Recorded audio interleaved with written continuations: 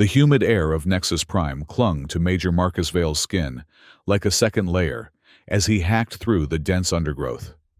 Sweat trickled down his temples, mingling with dirt and the occasional splash of alien plant sap. The jungle around him pulsed with life, vines that writhed with apparent sentience, flowers that tracked his movement like watchful eyes, and the constant symphony of unseen creatures that made the entire planet feel like one massive, breathing organism. Verdante female, approximately 26 standard years, last seen in the eastern quadrant near the Crimson Falls, he muttered to himself, reviewing his mission parameters for the 100th time. Potential value, 60,000 credits. Extraction priority, alive and minimally damaged.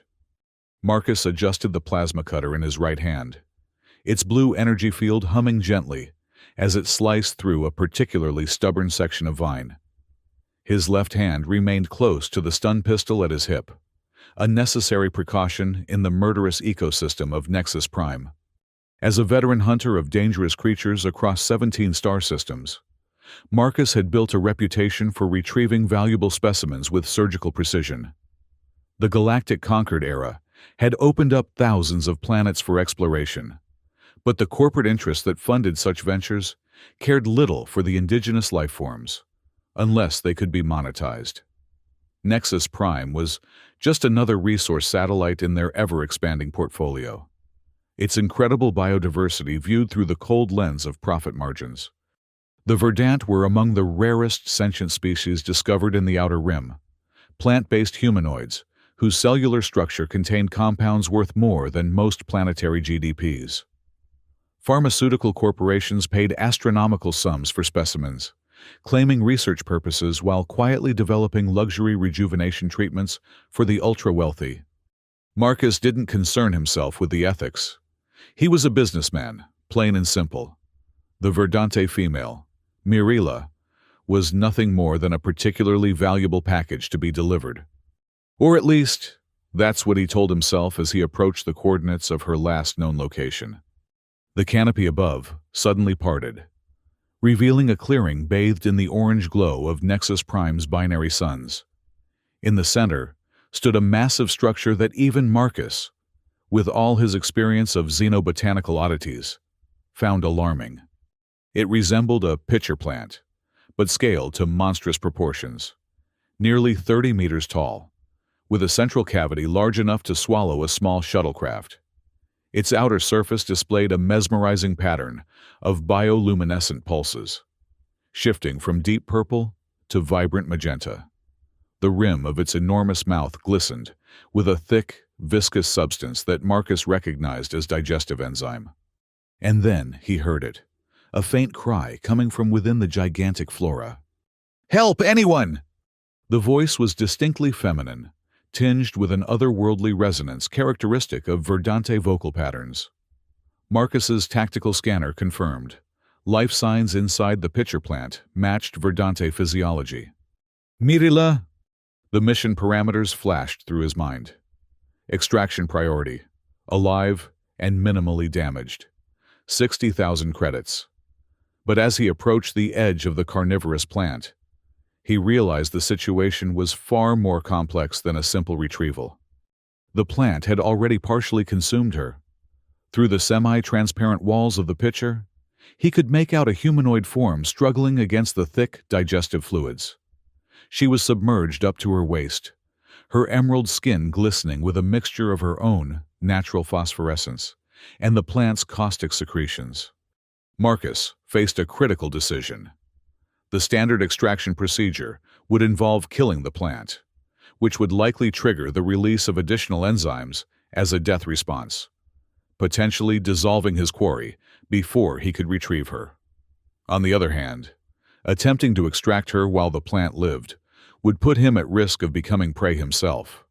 60,000 credits, he reminded himself.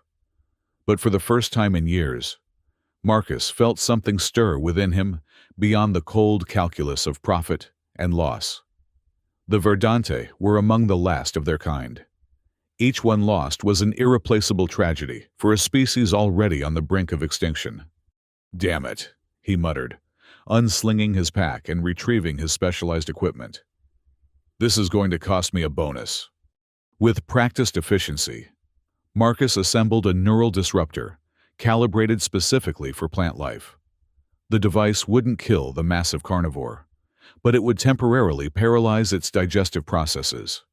He attached climbing spikes to his boots, donned protective gloves designed to resist the most corrosive biological compounds in known space, and prepared for what would undoubtedly be an unpleasant rescue operation.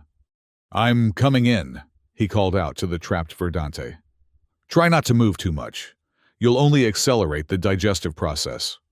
"Hurry!" came the desperate reply. "It's burning through my protective membrane." Marcus drove the neural disruptor into the base of the plant, sending a powerful electromagnetic pulse through its primitive nervous system. The effect was immediate. The entire structure shuddered, its bioluminescent patterns freezing in a chaotic constellation of light. The mouth at the top reflexively opened wider, as if gasping in shock.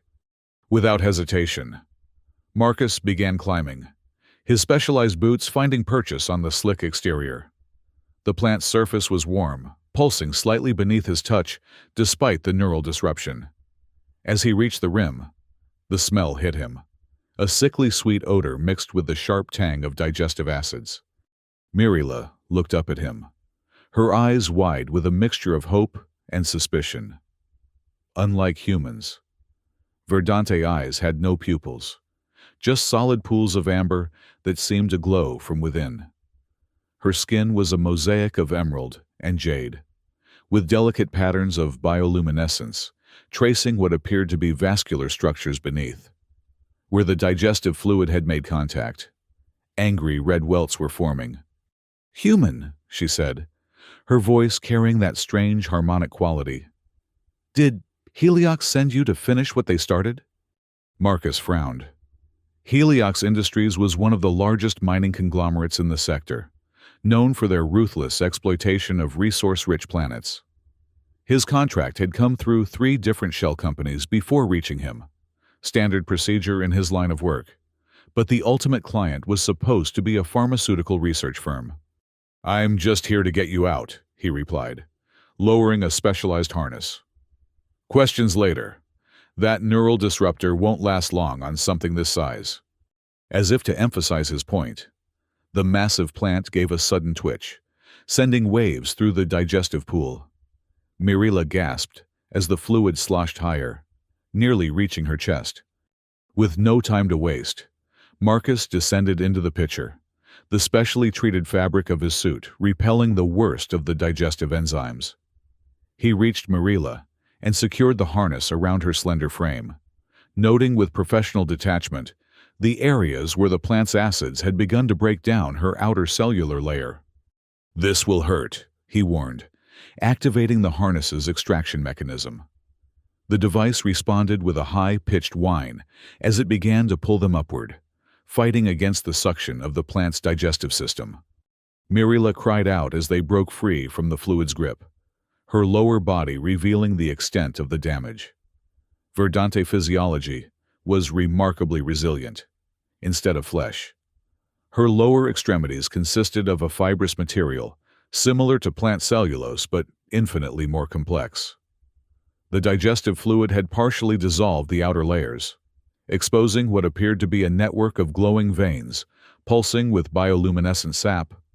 They reached the rim just as the neural disruptor's effect began to fade.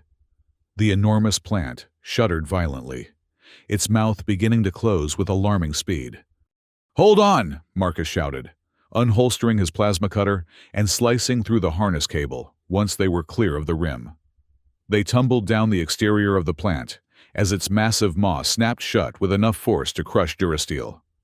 They landed hard on the jungle floor, Mirila groaning in pain as her damaged body absorbed the impact. Marcus rolled into a defensive crouch, weapons ready as the giant pitcher plant swayed angrily above them, its bioluminescent patterns flashing in what he could only interpret as rage. "Can you move?" he asked the Verdante, his eyes never leaving the carnivorous flora. "Yes," she replied, struggling to her feet.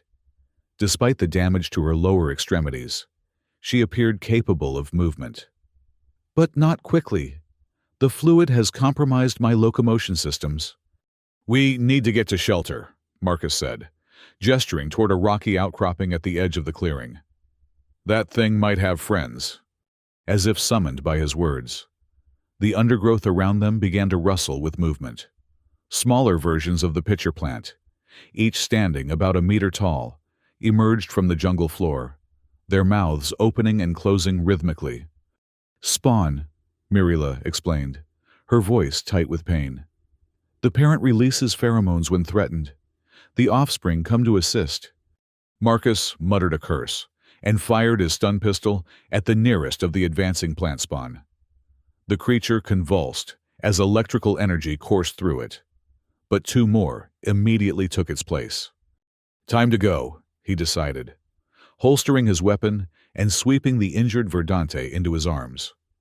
Despite her humanoid appearance, she was surprisingly light, her cellular structure more similar to plants than mammals.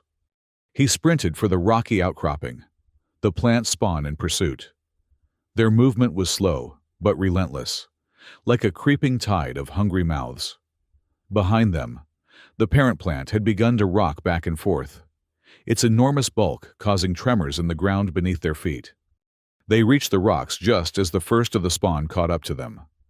Marcus felt a sharp burning sensation as one latched onto his boot, its diminutive mouth already secreting digestive enzymes. He kicked it away and scrambled higher onto the rocks, placing Mirila on a flat surface before turning to face their pursuers. The spawn couldn't climb the rocks effectively. Their root-like appendages adapted for jungle soil rather than stone. They gathered at the base, mouths gaping upward in frustrated hunger. For the moment, they were safe. Marcus turned his attention to his quarry. No, his rescue. He corrected himself. The distinction felt important somehow. Mirila was sitting with her back against a boulder, her expression guarded as she examined her injuries. "You're a hunter," she stated, those pupilless amber eyes studying him. "Sent to capture me." Marcus saw no point in lying. "Yes, but right now, I'm the only thing standing between you and becoming plant food.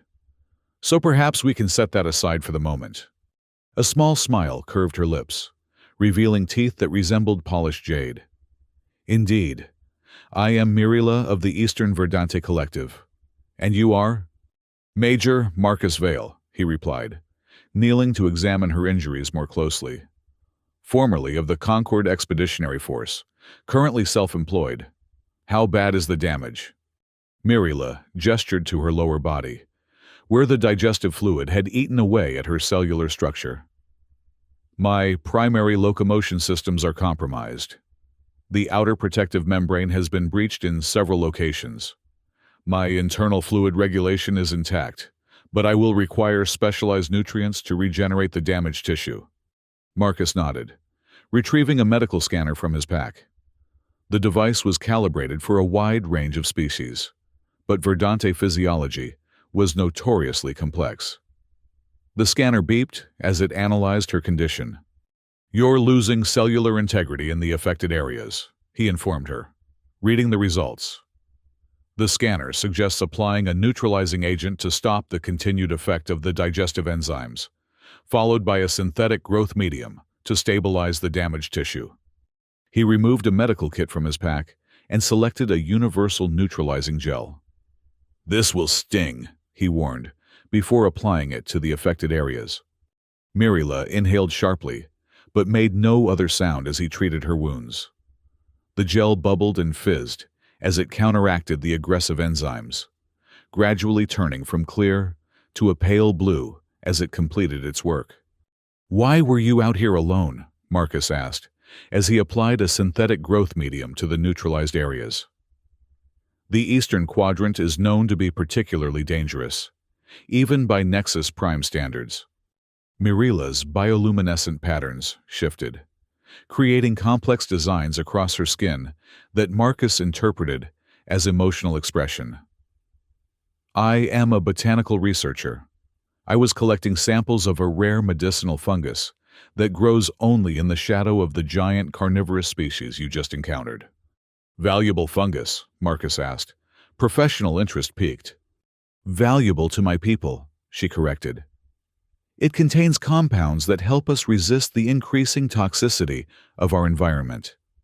Since human mining operations began on Nexus Prime, our ancestral territories have become contaminated with heavy metals and industrial chemicals. There was no accusation in her tone, merely a statement of fact. But Marcus felt an unfamiliar twinge of discomfort nonetheless. The Concord's official position was that all mining operations maintained strict environmental protocols. But everyone in the field knew those regulations were routinely ignored in the pursuit of profit. "And Heliox Industries?" he asked, recalling her earlier question. "What's their interest in you?" Mirila's bioluminescence dimmed, a reaction Marcus had learned to associate with negative emotions in Verdante physiology. "I discovered something they wish to keep hidden. Their new extraction process is releasing compounds highly toxic to all life on Nexus Prime. Not just my people, but the entire ecosystem." She gestured to the jungle around them. This planet maintains one of the most delicate and complex ecological balances in the known galaxy. The organisms here have evolved over millions of years to form intricate, symbiotic relationships. Disrupting one element can cause cascading failures throughout the entire system. "And you have proof of this?" Marcus asked, securing the last of the synthetic growth medium in place. Mirila reached into a pouch integrated into her upper body, removing a small crystalline structure that glowed with an internal light. This contains comprehensive data on soil and water samples from 50 different locations surrounding Heliox's primary extraction facility. The contamination pattern is unmistakable and exponentially increasing. Marcus frowned. This complicated matters considerably. If Heliox was behind his contract, they didn't want Mirila for research. They wanted her silenced. And they certainly wouldn't want the data she carried to reach the Galactic Concord's Environmental Protection Authority. A sudden, distant roar interrupted his thoughts. Both of them turned toward the sound, which had come from deeper in the jungle. "Nexus Stalker," Mirila identified, her voice tight with new concern. "Apex predator. It hunts by sensing biochemical distress signals, which both of us are currently emitting in abundance." Marcus checked his weapons. The stun pistol would be useless against a creature of that size, and while the plasma cutter was powerful, it wasn't designed as a weapon. He had hoped to avoid using his final option, but survival took precedence. From a secured compartment in his pack, he removed a compact pulse rifle, its power cell glowing an ominous red. The weapon was technically illegal on protected worlds like Nexus Prime, capable of causing significant collateral damage to the environment. But Marcus hadn't survived this long by playing strictly by the rules. "Can you move?" he asked Mirila, offering his hand. "We need to find more defensible position." She took his hand, her skin cool and smooth against his. "The treatment has stabilized the damage, but I cannot move quickly. The jungle floor will be difficult for me to navigate in this condition." Marcus considered their options. The rocky outcropping provided some protection, but they were exposed on too many sides. The jungle offered concealment, but would slow their movement significantly, especially with Mirila's injuries. Another roar, closer this time, forced his decision. "There's a network of caves about 2 kilometers east of here," he said, helping Mirila to her feet. "They're marked on my survey map as having been formed by ancient lava flows. The rock should mask our biochemical signatures." "The caves of Nexus," Mirila said, surprise evident in her voice. "You know of them?" "Just their location," Marcus replied, gathering his equipment. "Are they significant?" The patterns of light beneath Mirila's skin shifted rapidly. "They are sacred to my people, and potentially dangerous to enter without proper preparation. They contain remnants of those who came before." "Before your people?" "Before any of us," she said cryptically. "But given our options, They represent our best chance of survival." The decision made. Marcus supported Mirila as they began their difficult journey through the dense jungle. The plant spawn had dispersed, but new dangers lurked in every shadow. Poisonous spore clouds erupted as they passed certain fungi, forcing them to don filtration masks. Barbed vines seemed to reach out deliberately to snag their clothing and equipment. Once, a camouflaged pit nearly claimed them, its bottom lined with digestive fluid similar to that of the giant pitcher plant. Throughout it all, the sounds of the stalking predator grew increasingly closer. Marcus caught glimpses of movement through the dense foliage, a massive form, sleek and powerful, circling their position with predatory patience. "It's hurting us," he realized aloud as they changed direction for the third time to avoid the creature's direct path. "Yes," Mirila confirmed grimly. "Nexus stalkers are highly intelligent. It's directing us away from the caves." Marcus checked his navigation system.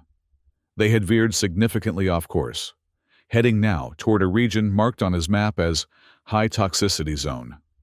The description suddenly took on new meaning in light of Marila's revelations about Heliox Industries. "We need to break this pattern," he decided.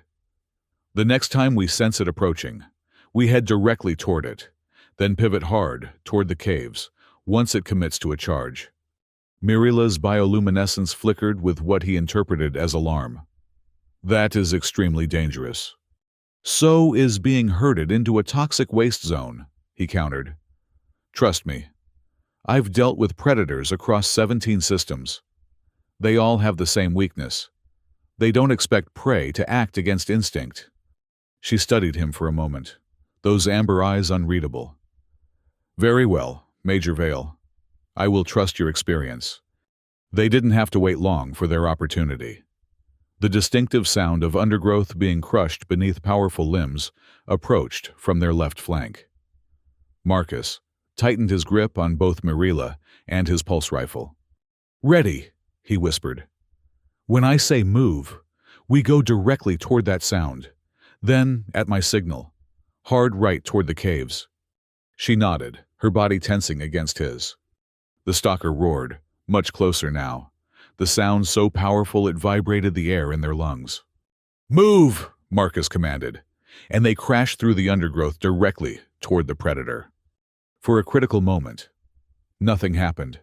Then a massive form burst from the jungle to their left. The Nexus stalker was a nightmare amalgamation of terrestrial predators. The powerful musculature of a big cat combined with the armored hide of a reptile, crowned with sensory tentacles that writhed with apparent rage at its prey's unexpected behavior. Its 6 legs ended in claws, capable of shredding battle armor, while its elongated jaw housed multiple rows of serrated teeth. The creature hesitated, clearly confused by their approach rather than retreat. That split second of uncertainty was all Marcus needed. "Now!" he shouted, pivoting sharply and pulling Mirila with him as he fired the pulse rifle at the ground between them and the stalker. The weapon discharged with a concussive blast that shook the jungle floor and sent a shockwave of superheated air in all directions. The stalker roared in pain and confusion as the blast scorched its sensitive sensory tentacles. The jungle erupted into chaos, birds and arboreal creatures fleeing in all directions, plants retracting their sensitive parts, spore clouds erupting in defensive patterns. Using the confusion as cover, Marcus half-carried, half-dragged Mirila toward the caves, pushing through the dense undergrowth with desperate strength. Behind them, the enraged stalker recovered quickly, its roar now containing a note of fury that transcended mere predatory hunger. "It's coming!" Mirila warned, her bioluminescence pulsing rapidly with what Marcus now recognized as fear. "We're close," he assured her, checking his navigation system. "Less than 500 meters." The jungle began to thin as the terrain shifted from rich soil to rocky ground. Ahead, Marcus could see the dark entrance to the cave system, a jagged opening in the side of a cliff face, partially obscured by hanging vines. Behind them, The stalker crashed through the undergrowth with single-minded determination, gaining ground with every powerful stride. "We won't make it," Mirila said, her voice calm despite the dire assessment. Marcus made a split-second decision. "Yes, you will." He stopped and turned, bringing the pulse rifle to bear. "Get to the cave entrance. I'll hold it off and join you." For a moment she hesitated, those amber eyes studying him with an expression he couldn't interpret.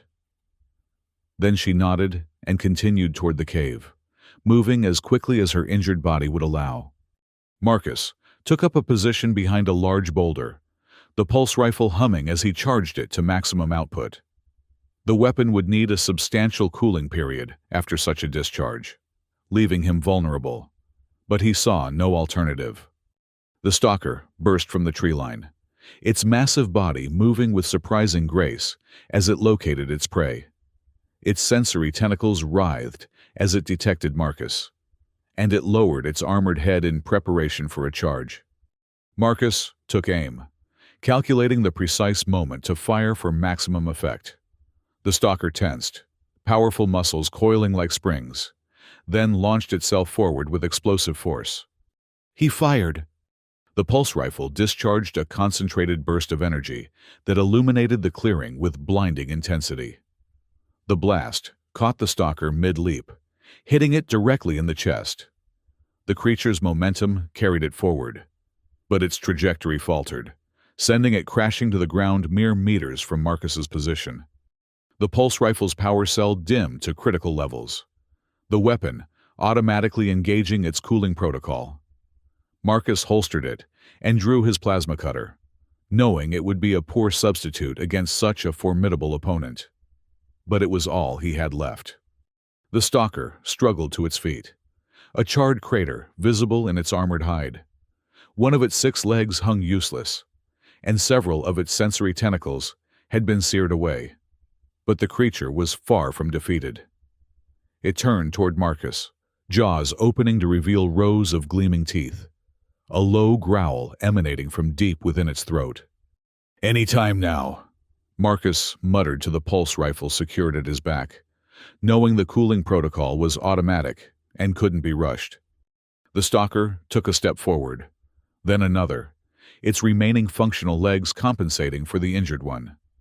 Marcus raised the plasma cutter, its blue energy field seeming pitiful against the massive predator. A flash of green light suddenly erupted from behind him, accompanied by a harmonic sound that seemed to vibrate through his very bones. The stalker froze, its attention shifting to something beyond Marcus. He risked a glance over his shoulder to see Mirila standing at the cave entrance, her entire body glowing with intense bioluminescence. She was making the harmonic sound, her arms outstretched toward the stalker, in a gesture that seemed both commanding and placating. To Marcus's astonishment, the stalker backed away, its aggressive posture gradually relaxing. After a few moments, it turned and limped back toward the jungle, disappearing into the undergrowth with a final, rumbling growl. "How did you do that?" Marcus asked, as he joined Mirila at the cave entrance, his voice betraying his amazement. "Verdante communication," she explained, her bioluminescence gradually returning to normal levels. All life on Nexus Prime shares certain fundamental biochemical signals. My people have learned to manipulate these signals to communicate with other species. I merely convinced it that we were not suitable prey." Marcus holstered his plasma cutter, impressed despite himself. "Useful skill." "One of many my people possess," she replied with a small smile. "Skills that would benefit the galactic conquered far more than our cellular compounds would benefit pharmaceutical corporations." The implied criticism wasn't lost on Marcus, but he chose not to acknowledge it. Instead, he turned his attention to the cave entrance. "You said these caves were dangerous. What should we expect?" Mirila's expression grew serious. "The caves of Nexus contain technology left by those who seeded this world long before my people evolved sentience. Some of it remains active, responding to biological signatures in ways we don't fully understand.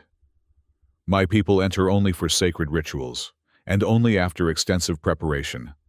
Sounds like the perfect place to hide from corporate mercenaries, Marcus commented dryly. Shall we? As they entered the cave system, the ambient light from outside quickly faded, replaced by a soft blue glow emanating from the rock itself. The walls were smooth, unnaturally so, as if melted and reformed by intense heat.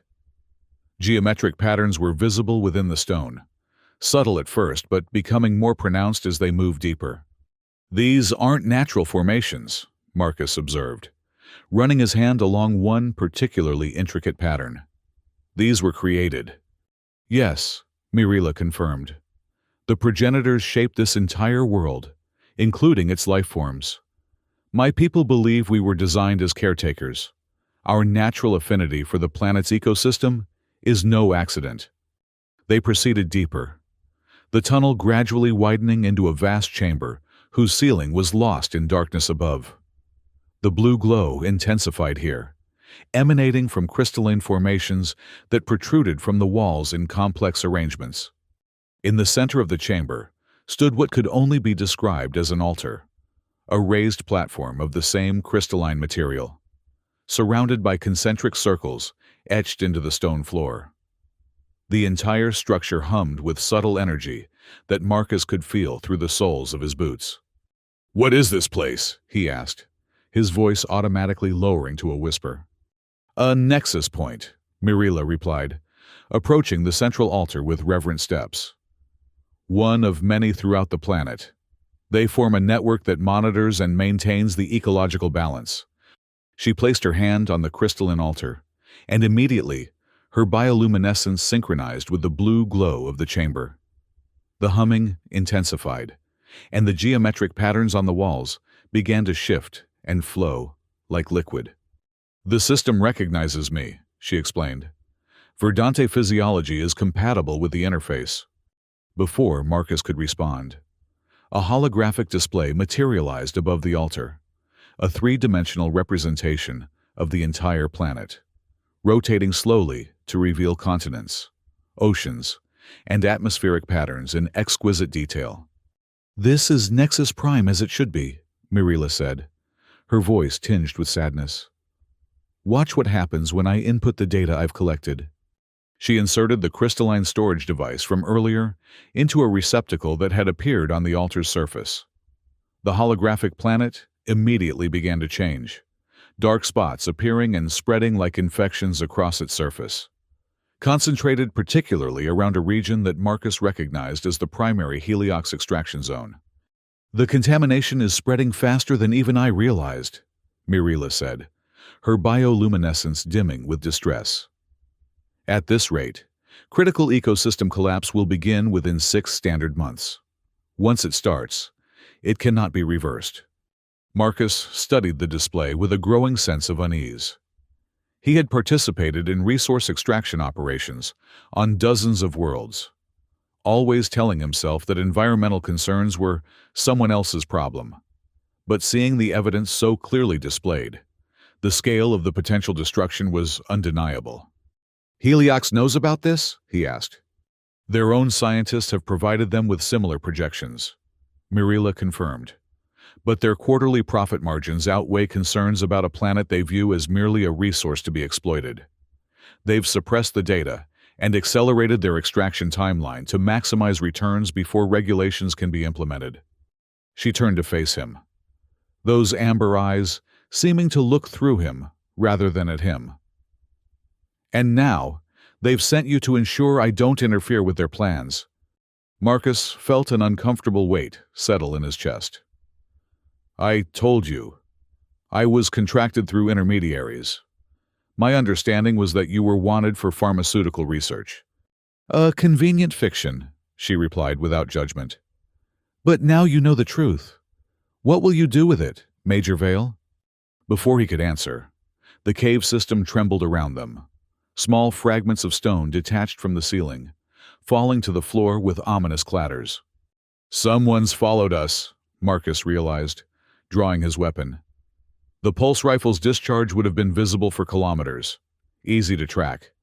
Mirila quickly removed her data crystal from the altar, causing the holographic display to vanish.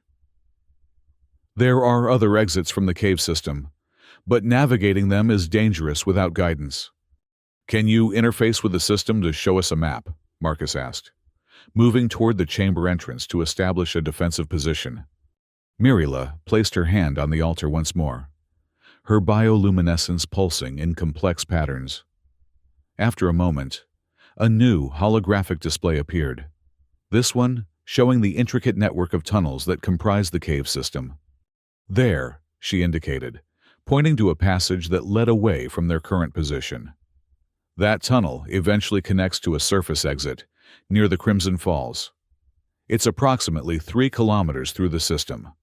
Another tremor shook the chamber, stronger this time. The sound of an explosion echoed through the tunnels.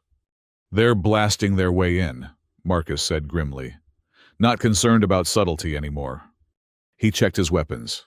The pulse rifle had finally completed its cooling cycle, its power cell now glowing a steady amber to indicate partial charge. The plasma cutter was at full capacity, and the stun pistol would at least provide a distraction if necessary. We need to move, he told Mirila. How's your mobility? She tested her injured lower body, taking a few experimental steps. The synthetic medium has stabilized the damage. I can move at approximately 70% normal efficiency. Good enough. Let's go. They moved quickly through the indicated passage, the blue glow of the crystalline formations lighting their way. The tunnel twisted and branched repeatedly, but Mirila navigated with confidence, occasionally touching the wall to seemingly commune with the cave system itself. Behind them, the sounds of pursuit grew increasingly louder, voices echoing through the tunnels, the distinctive whine of industrial cutting equipment, occasional bursts of weapons fire. Heliox Special Security Division, Marcus identified after hearing a particular coded exchange of communications. Elite mercenaries, mostly former military, ruthlessly efficient. How many? Mirila asked, her voice steady despite the danger. Marcus concentrated on the echoing sounds. At least 6, possibly 8. Standard formation would be 2-person teams. They reached a junction where 3 tunnels converged into a small chamber. As they paused to confirm their route, Marcus noticed a subtle change in the crystalline formations here. They pulsed with a reddish tint, rather than the blue that had illuminated their path thus far. Is that normal? He asked, gesturing toward the formations. Mirila's bioluminescence flickered with concern. No. The system is responding to the intrusion. It's activating defensive measures. What kind of defensive measures? As if in answer, the chamber began to reshape itself around them.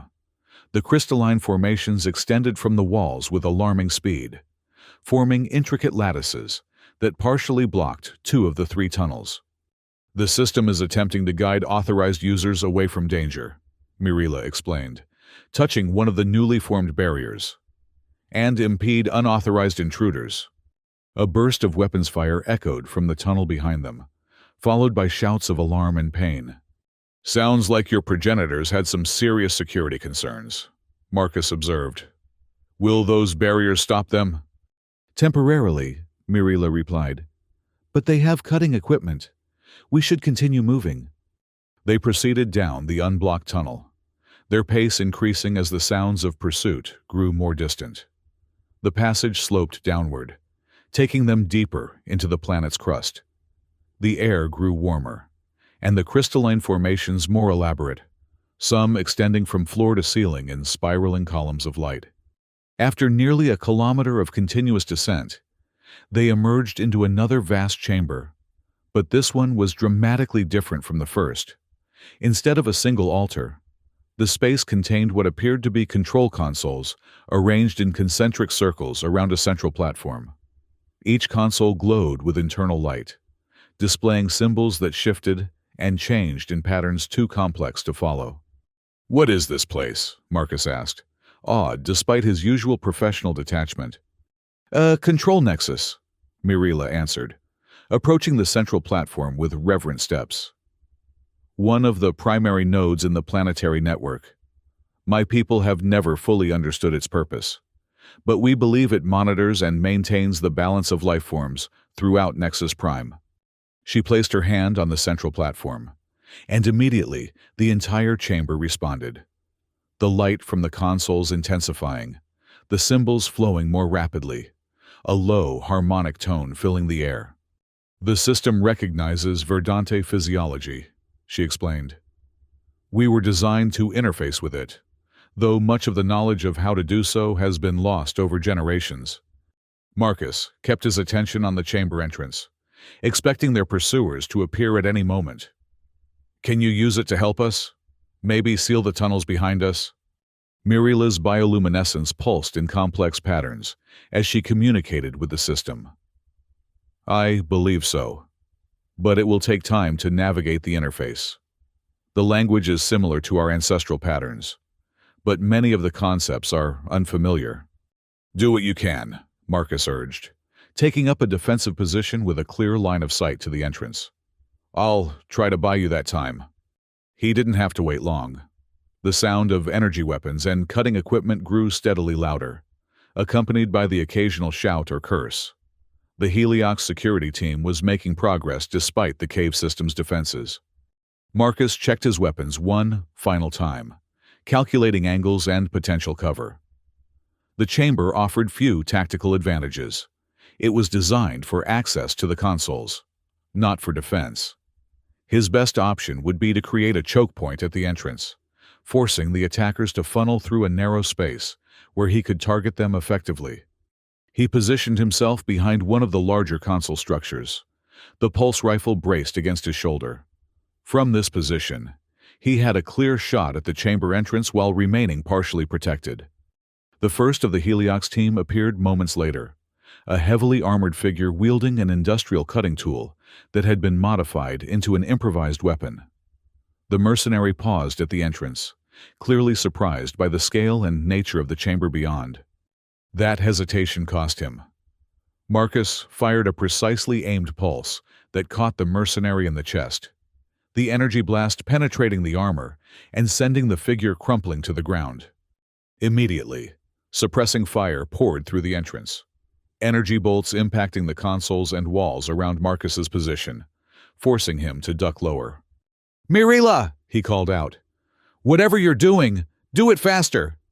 At the central platform, the Verdante was deeply engaged with the system, her entire body glowing with intense bioluminescence as complex patterns of light flowed between her and the console.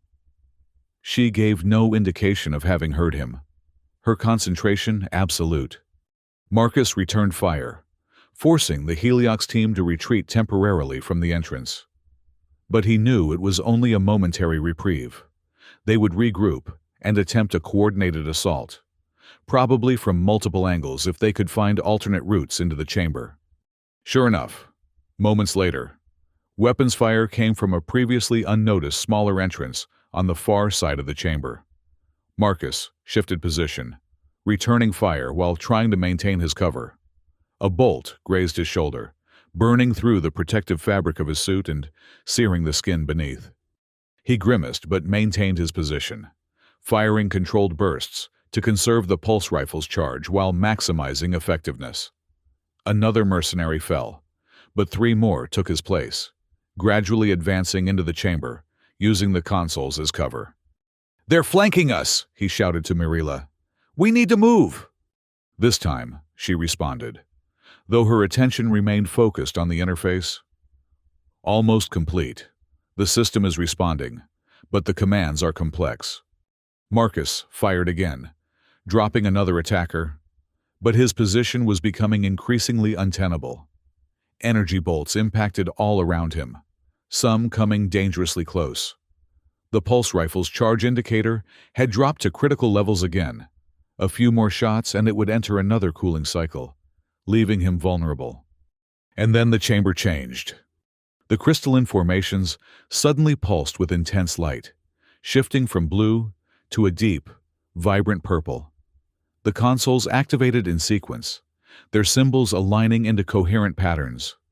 The harmonic tone that had been background noise intensified, becoming almost painfully loud. The Heliox mercenaries paused in their advance, clearly uncertain about this new development. One of them raised a hand to his communication device, shouting something that was lost in the growing harmonic resonance. From the central platform, Mirila finally turned to face Marcus, her bioluminescence synchronized with the purple light of the chamber. "It's done. The system has accepted my request." "What request?" Marcus asked, firing another shot to keep the mercenaries at bay. Before she could answer, the floor beneath the attackers began to shift. Crystalline formations erupted from the stone, growing with incredible speed to encase the nearest mercenary in a translucent purple cocoon. The others retreated in alarm, firing wildly at the advancing crystal structures. "The progenitors designed this system with multiple layers of defense," Mirila explained, moving to join Marcus behind his cover. "I've activated the most aggressive countermeasures." Throughout the chamber, the crystal formations continued to grow and reshape themselves, forming barriers that separated them from their attackers. The trapped mercenary struggled within his crystalline prison, his movements becoming increasingly sluggish until he finally went still. "Is he dead?" Marcus asked, watching as the crystal cocoon gradually turned opaque. "No," Mirila assured him. "The crystal induces a state of suspended animation. He will remain preserved until the system determines he is no longer a threat, which could be centuries from now." The remaining mercenaries had retreated back through the entrances, their weapons fire now focused on the advancing crystal formations, rather than Marcus and Mirila. But even as they watched, new crystal structures began to form around the entrances themselves, gradually sealing them off. "We need to go," Mirila urged. "The system doesn't discriminate once defensive protocols are fully activated. It will attempt to contain everything within the chamber."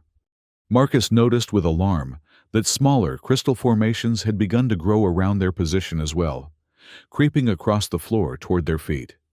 "Which way?" he asked, scanning the chamber for an exit that wasn't being sealed by the advancing crystals. Mirila pointed to a previously hidden passage that had opened in the wall behind the central platform. "There. The system has created an evacuation route for authorized users." They moved quickly toward the new passage, crystal formations growing around them with increasing speed. As they reached the opening, Marcus looked back to see the chamber being transformed, every surface now covered with the purple crystalline material, the trapped mercenaries visible as vague silhouettes within the translucent structures. The passage closed behind them as soon as they entered, sealing with a crystalline barrier that grew to fill the opening completely. Ahead, bioluminescent markers illuminated a tunnel that sloped gently upward. "This should lead us to the surface," Mirila said, her own bioluminescence gradually returning to its normal patterns. "The system is guiding us to safety." They moved quickly through the passage, the sounds of pursuit now completely silenced behind them. The tunnel wound upward in a gentle spiral, eventually leveling out and branching into multiple smaller passages. Mirila navigated confidently, following the bioluminescent markers that seemed to respond to her presence. After nearly an hour of steady progress, they began to detect fresher air flowing through the passage, and the crystalline formations became less pronounced. Finally, they emerged into a small cave whose mouth opened onto a spectacular view of Nexus Prime's Crimson Falls, a massive waterfall whose waters contained trace minerals that gave it a deep red coloration. The binary suns were low on the horizon, bathing the landscape in golden light. "We made it," Marcus said, allowing himself a moment of relief as he surveyed the surrounding terrain for any signs of additional Heliox forces. "For now," Mirila agreed, her expression somber despite their escape. "But the larger threat remains. Heliox will continue their extraction operations, and Nexus Prime will die unless the Galactic Concord intervenes." Marcus studied her, seeing beyond the alien physiology to the determination and passion that drove her. She wasn't just a valuable specimen to be captured and delivered. She was a sentient being, fighting for the survival of her world. The data crystal she carried contained evidence that could potentially shut down Heliox's operations on Nexus Prime, saving the planet and its unique ecosystem. But delivering that evidence to the Galactic Concord would mean betraying his contract and potentially ending his career as a hunter. 60,000 credits, he reminded himself. A substantial sum that would allow him to upgrade his equipment, perhaps even purchase a better ship, but weighed against the destruction of an entire planet and its inhabitants. We need to get that data to the Environmental Protection Authority, he decided aloud, surprising himself with how right the decision felt. I have contacts in the Concord who can ensure it reaches the right people. Mirila's bioluminescence brightened with what he now recognized as hope. You would help me, despite your contract? Marcus offered a wry smile. Let's just say my priorities have shifted. Besides, Heliox tried to kill me. I take that personally. They will try again, she warned. The nearest Concord outpost is 3 days' journey from here, and Heliox controls most of the orbital facilities. Then we'd better get moving, Marcus replied, checking his navigation system. My ship is hidden about 15 kilometers from here. If we can reach it, we can break atmosphere before they realize we've escaped the cave system. As if on cue, the distant sound of aircraft engines reached them, the distinctive whine of Heliox security shuttles, conducting a search pattern. They're persistent. I'll give them that, Marcus commented, helping Mirila to her feet. Can you make it 15 kilometers? She nodded, her determination evident. For my world and my people, yes. They set off through the dense jungle surrounding the falls, moving as quickly as Mirila's injuries would allow. The journey was arduous, the terrain challenging, the indigenous life forms as hostile as ever. But now, they moved with a shared purpose that transcended mere survival. By nightfall, they had covered nearly half the distance to Marcus's ship. They made camp in a small clearing, taking turns keeping watch while the other rested. The bioluminescence of Nexus Prime's nocturnal flora provided sufficient light to see by, creating a landscape of gentle, shifting colors. During his watch, Marcus found himself studying Mirila as she rested. Her bioluminescence dimmed during sleep, but didn't extinguish completely, creating gentle patterns that pulsed in rhythm with what he assumed was her equivalent of breathing. Despite her alien physiology, there was something undeniably beautiful about her, a harmony of form and function that spoke to evolutionary perfection. He found himself questioning everything he had accepted as normal throughout his career. How many worlds had he helped exploit? How many indigenous species had he captured or killed without considering their place in the greater scheme of things? The Galactic Concord claimed to value biodiversity and ecological balance, but in practice, corporate interests almost always prevailed.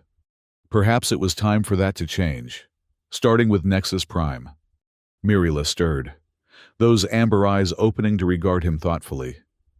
You're troubled, she observed. Just thinking, he replied, about choices and consequences. She sat up, her bioluminescence brightening as she became fully alert. Regret is a uniquely conscious response to past actions.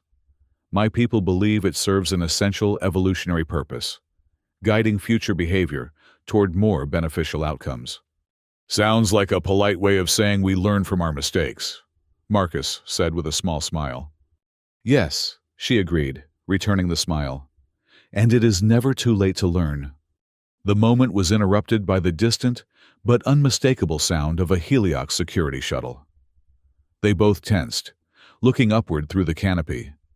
But the aircraft appeared to be following a search pattern some distance away. They're methodical, Marcus observed, working outward from the caves in a standard search grid. But they don't know about my ship, or they'd have focused their search in that direction.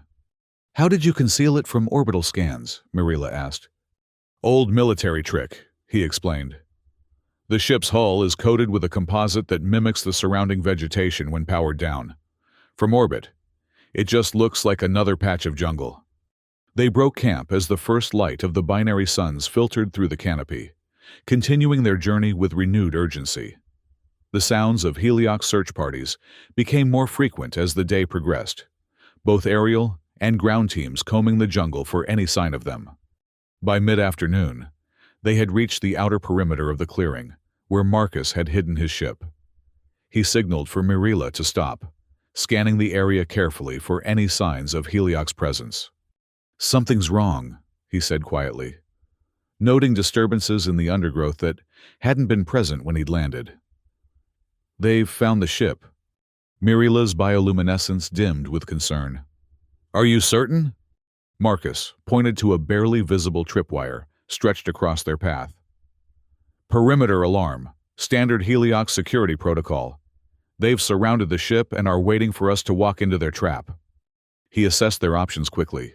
Without the ship, their chances of reaching a conquered outpost were slim. The nearest settlement was weeks away on foot, and Heliox controlled all other transportation off-planet. "We need a diversion," he decided. "Something to draw them away from the ship long enough for us to board and launch." Mirila considered this, then reached into the pouch integrated into her upper body. She removed several small, pod-like structures that pulsed with bioluminescent light. "Verdante communication pods," she explained. "We use them to maintain contact over long distances. They emit bioenergetic signatures, similar to our own." Marcus understood immediately. "If we place them in different locations around the perimeter, they will register as multiple Verdante life signs on Heliox bioscanners," she confirmed. "Not enough to fool them for long, but perhaps long enough to create confusion." They worked quickly, placing the pods at strategic intervals around the clearing. Marcus programmed each one to activate in sequence, creating the illusion of movement away from the ship's location. With the pods in place, they retreated to a position with a clear view of the clearing. Marcus could now make out the camouflaged forms of at least 4 Heliox security personnel stationed around his ship, which remained hidden beneath its vegetation-mimicking covering. "Ready?" he asked Mirila, his hand hovering over the remote activator for the first pod. She nodded, her expression resolute. Marcus triggered the sequence. The first pod activated, emitting a bioenergetic signature that immediately drew the attention of the Heliox team. 2 of the security personnel detached from their positions, moving cautiously toward the signal. 30 seconds later, the second pod activated some distance from the first. The Heliox team hesitated, clearly confused by the appearance of a second signature in a different location. By the time the fourth pod activated, the security team had split up, attempting to investigate all the signals simultaneously. Their coordinated perimeter had been broken. "Now," Marcus whispered, and they moved swiftly toward the ship, staying low and using the undergrowth as cover. They had almost reached it when a shout rang out. One of the Heliox team had spotted them. Immediately, weapons fire erupted from multiple directions, energy bolts impacting the ground around them. "Run!" Marcus commanded, returning fire with his pulse rifle to provide cover as Mirila sprinted the final distance to the ship. She reached the camouflaged vessel and located the external access panel Marcus had described during their planning. Following his instructions, she input the emergency access code, causing the ship's entry ramp to descend with a hydraulic hiss. Marcus continued providing covering fire, gradually backing toward the ship as the Heliox team converged on their position. An energy bolt caught him in the leg, sending him stumbling to one knee. Pain lanced through his body, but he forced himself back to his feet, limping the remaining distance to the ship. Mirila appeared at the top of the ramp, firing a Heliox weapon she must have found aboard. Her shots were wild and inaccurate, but provided enough distraction for Marcus to make it up the ramp. "Close it!" he shouted as he collapsed inside the cargo bay. Mirila hit the emergency close control, and the ramp began to rise. Energy bolts impacted the ship's hull, but its military-grade armor easily absorbed the assault. "Can you fly this vessel?" she asked, helping him to his feet. "Get me to the cockpit," he grimaced, leaning heavily on her as they made their way forward. The ship's interior was compact but efficiently designed. A small cargo area, basic living quarters, and a cockpit with seating for two. Marcus fell into the pilot's chair, his hands moving automatically across the control panels. The ship responded immediately, its engines humming to life. "They'll have called for reinforcements," he said, activating the defensive systems. "We need to break atmosphere before they can scramble interceptors." The ship's camouflage covering was jettisoned as the engines reached full power. The Heliox team scattered as the vessel rose from the jungle floor, its repulsors flattening the surrounding vegetation with the force of their discharge. Marcus engaged the main thrusters, sending the ship rocketing upward through the canopy and into the open sky beyond. The navigation system immediately began flashing warnings. 2 Heliox security shuttles were on an intercept course, and orbital defense platforms were powering up. "This is going to get rough," he warned Mirila, who had strapped herself into the co-pilot's seat. "Military extraction pattern. Hold on." Instead of climbing directly toward orbit, Marcus kept the ship low, using the planet's terrain features to mask their signature from the orbital platforms. They skimmed over the treetops at supersonic speed, the hull creaking under the strain of such aggressive maneuvering. The pursuing shuttles fell behind, unable to match the performance of Marcus's modified vessel. But ahead, the navigation system detected larger ships descending from orbit, Heliox corvettes, armed with weapons that could easily destroy them. "They're serious about stopping us," Marcus observed grimly, pushing the engines beyond their recommended limits. The ship shuddered in protest but continued accelerating. "There!" Mirila pointed to a massive storm system, visible on the horizon. "The electromagnetic disturbances will mask our signature." Marcus nodded, adjusting their course. "Good thinking."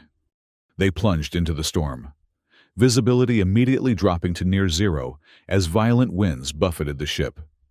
The navigation systems flickered and failed, overwhelmed by the electromagnetic interference.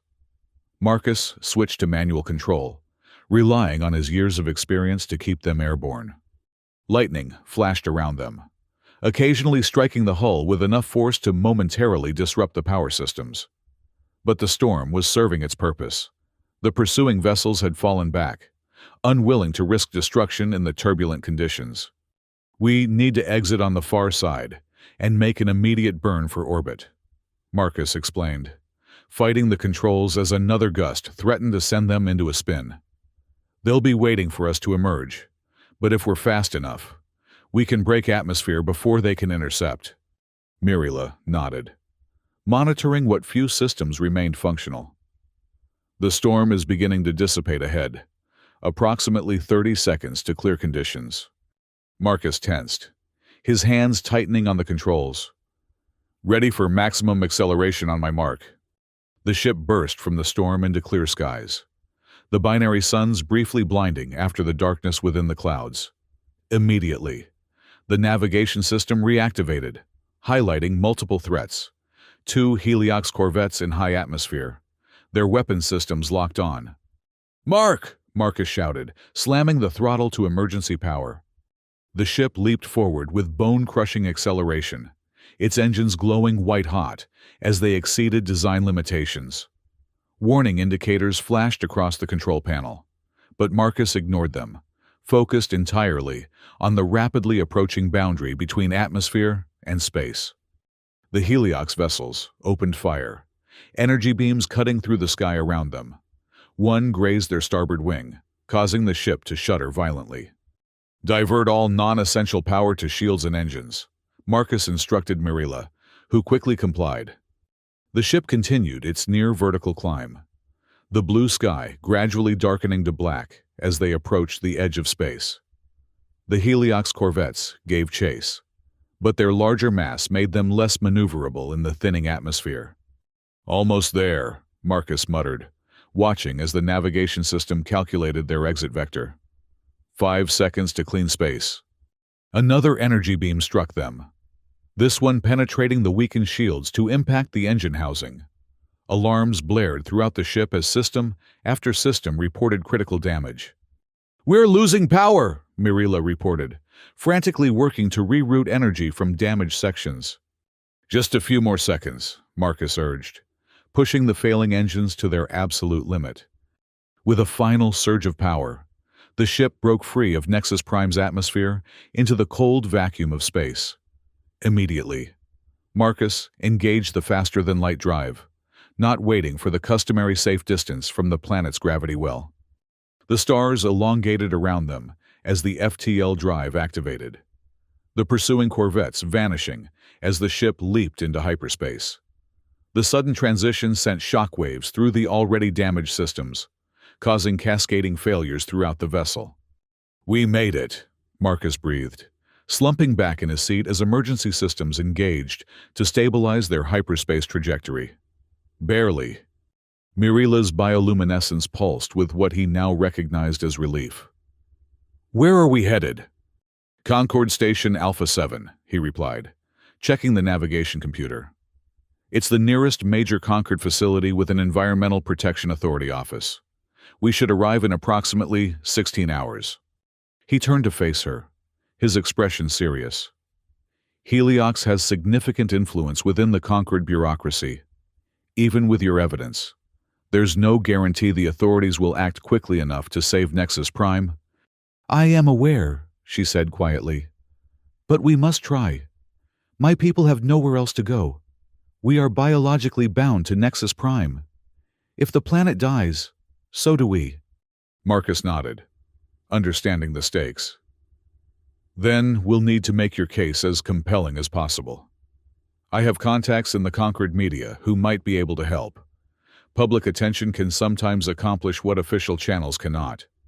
As the ship hurtled through hyperspace, they worked together to organize Mirila's data and prepare their presentation for the Environmental Protection Authority. The evidence was damning. Comprehensive soil and water samples showing exponentially increasing contamination, projected models of ecosystem collapse, and documented violations of multiple Concord regulations. Hours later, as they approached Concord Station Alpha 7, Marcus received an urgent communication from one of his contacts within the station's security division. "Heliox has filed formal charges against both of you," he reported after ending the transmission. "Theft of corporate property, industrial espionage, destruction of company assets. They've requested immediate detention upon our arrival." Mirila's bioluminescence dimmed with concern. "Will the Concord comply?" "Normally, yes," Marcus admitted. "But my contact has arranged for us to meet directly with Senior Administrator Jonas of the Environmental Protection Authority before security processes our arrival. Jonas has the authority to grant temporary diplomatic immunity if he deems the environmental threat significant enough." "And if he doesn't?" she asked quietly. Marcus met her gaze steadily.